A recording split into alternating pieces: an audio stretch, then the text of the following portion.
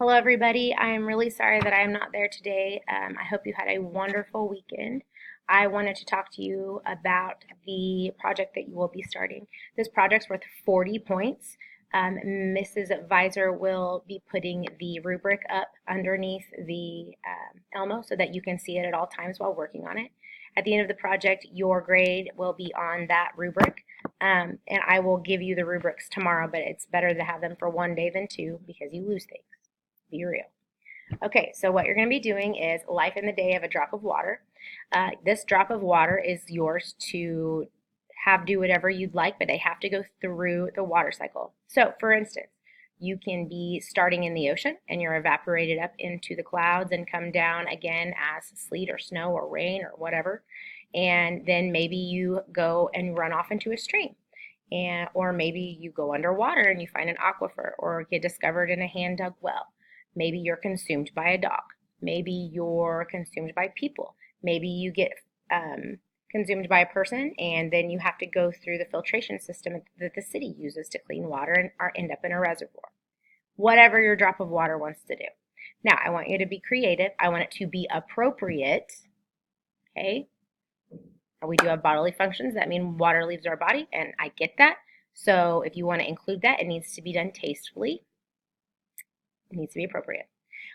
If you choose, you have two choices. You can do a graphic novel or a frame of six, like a comic strip, 6 frames, or at least 6 frames, or you can write a story. So you have the Chromebooks. Your story needs to be at least a page and a half double spaced.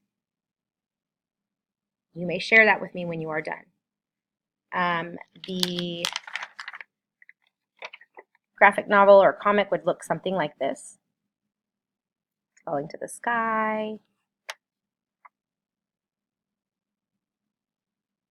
Okay. Here's another one.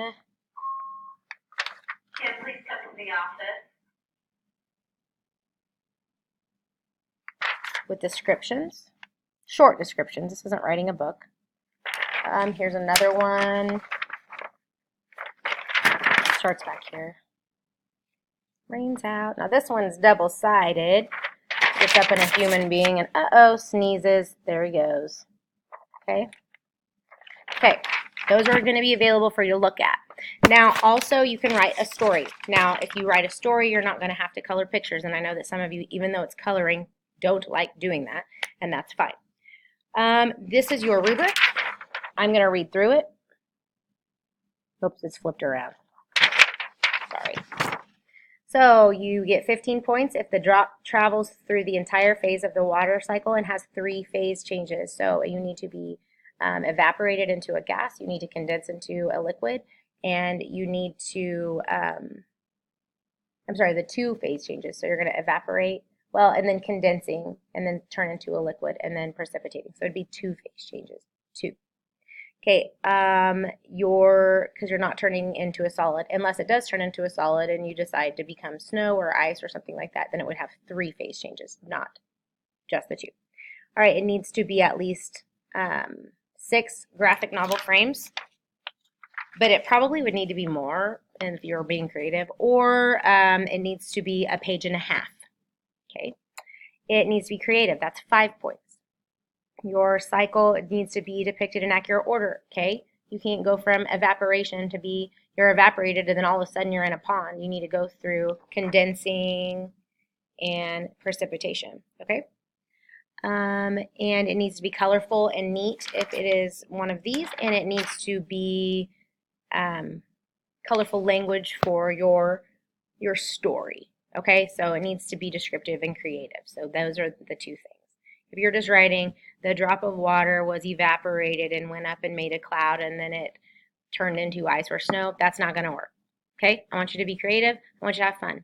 Please remember that I expect you to treat every adult in my room with respect. If you do not, you know the consequence and you probably won't like it.